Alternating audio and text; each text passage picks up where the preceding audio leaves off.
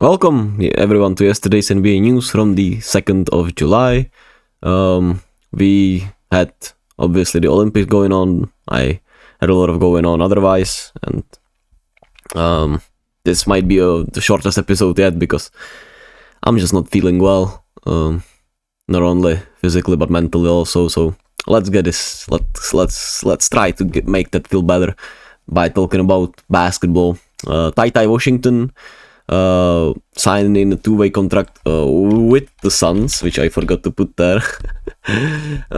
So Suns taking a shot on another point guard on a two-way makes total sense. Ty Washington had some potential coming out of college, so why not take a chance on him?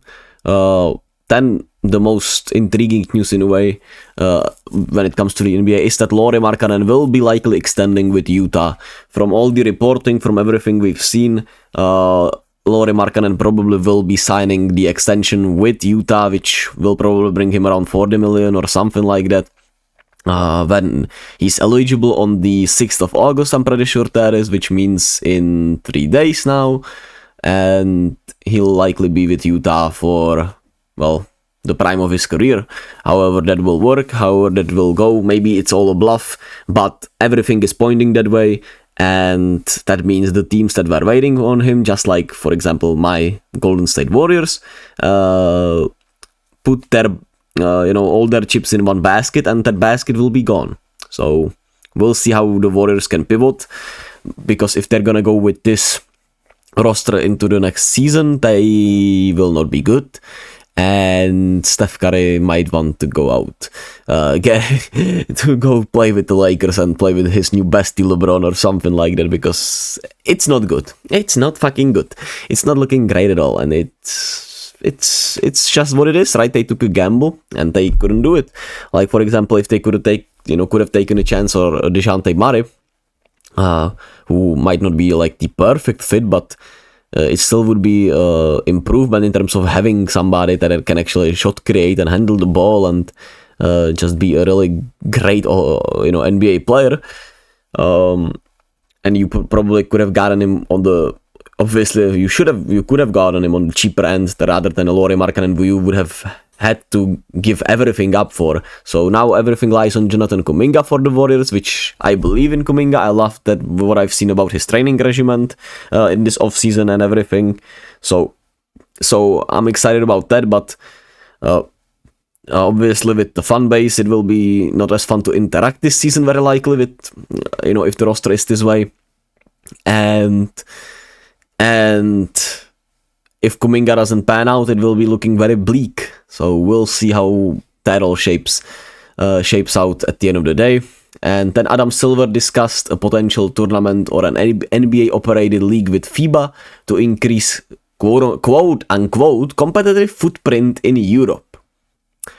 Which, I mean, I wouldn't mind having a tournament where the NBA teams play the EuroLeague teams. I think that would be actually fun, especially if it was played with the FIBA rules, and maybe if it was like to test out some mishmash of FIBA and NBA rules, where they could try what would work, what wouldn't work, and they could obviously take that into account into next seasons of the NBA game, if they want to make some changes to the rules. So I think something like that could be cool, but an NBA-operated league, I don't know, man. That feels a little too forced. Like a tournament, like I said, I would like that. And, for example, having the Celtics playing with the EuroLeague champions would be kind of fun, I would say. Maybe it would be one-sided, maybe it wouldn't, who knows. But I think something like that would be fun for basketball. So we'll see, obviously, if anything comes of it. This is just a report. I don't know even how reliable it is, but I found it really intriguing when I saw it. So I thought I put it out here, and yeah, let me know your thoughts about that. Would you want an NBA-operated league with FIBA into Europe, or like a potential tournament? Or do you think it's all pretty much bullish? Let me know in the comment section if you want. Anyway, to the Olympics. Olympics Day 7. Japan versus Brazil. As I predicted, Japan defeated Brazil. Brazil defeated Japan. That's right. It was a pretty one-sided affair, actually. it ended, I'm pretty sure it was 102-84. I don't have it pulled up, but I'm pretty sure Brazil won 182-84. Australia lost 71-77. Canada won 88-85. And Germany won 85-71. Holy moly. My memory is actually so good. Holy shit. That's purely off of memory, actually. Now that makes me happy. But Brazil played with another great intensity, like I predicted. Japan was down after having their best game in the tournament and blowing it. And Bruno Caboclo decided to turn into an insane player. He had like 33.17 rebounds and was 4 of 4 from the 3-point line. So what a performance by him. And they played with great pace, great energy. Forced a lot of turnovers, got in transition, played incredibly fun basketball. Shout out to Brazil, man. What a win for them, and it was awesome. Then Australia, like I said, lost to Greece. I couldn't watch a second of this matchup because our girlies, our women's team with tennis played for the final in doubles in tennis, and it was right when this happened, and I was too nervous to watch anything else, and my dad was here, so I wasn't that much tuning into Greece, but I saw that Greece was leading early on by like 20 points, and it's a huge upset that they beat Australia. Giannis got some help, obviously. It was more so defensively than offensively from what I've seen, and obviously he had somebody tag along with him offensively, but the defense was apparently very sensational, so that is that. Then Canada beat Spain in a really fun back and forth matchup.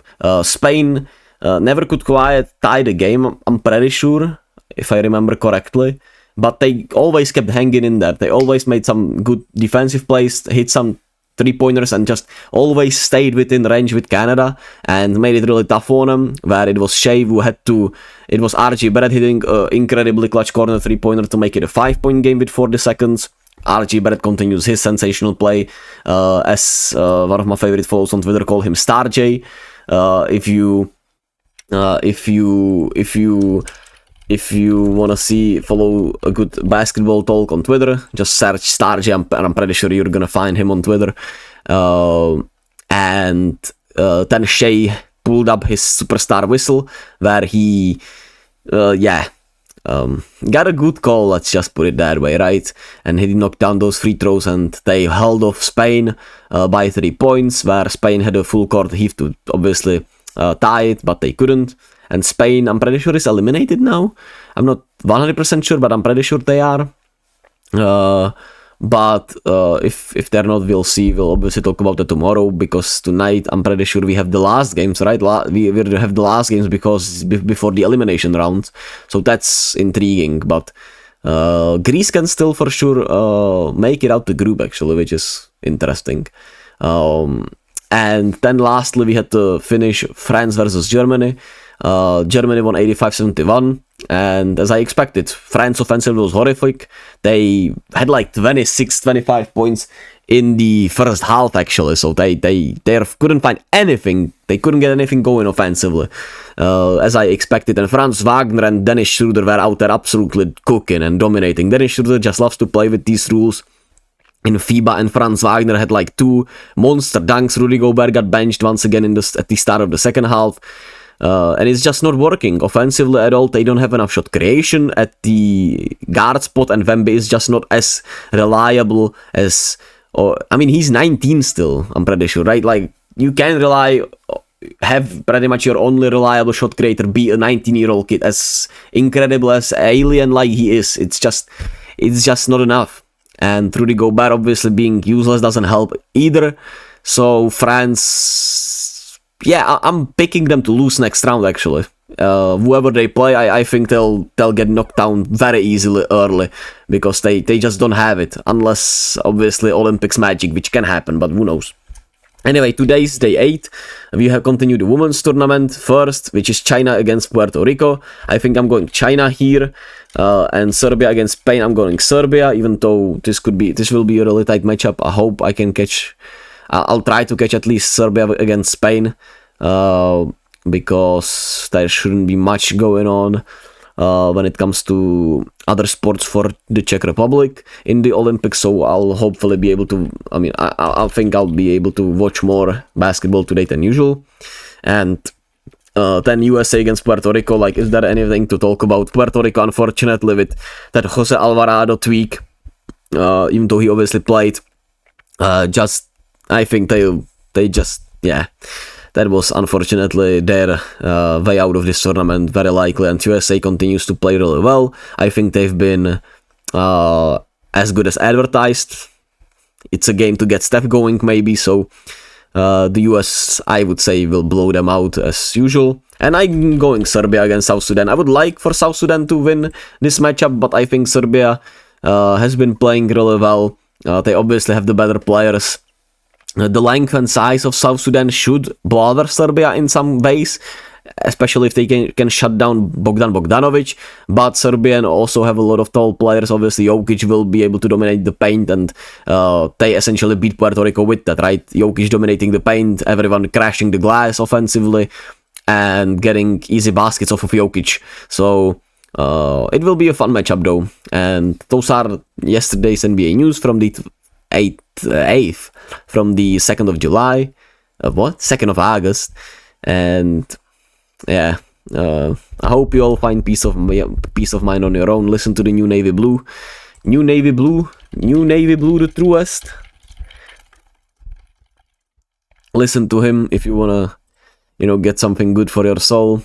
And even when you're on your own, you can find your way. Even though I still speak from a position of privilege, and I know it doesn't mean much because we don't know each other, but I hope it means at least a little bit for anyone who's watching right here. Be kind with yourself, be kind to others, be gentle with yourselves, stand on your morals, promote human rights, and yeah, I'll catch you all tomorrow.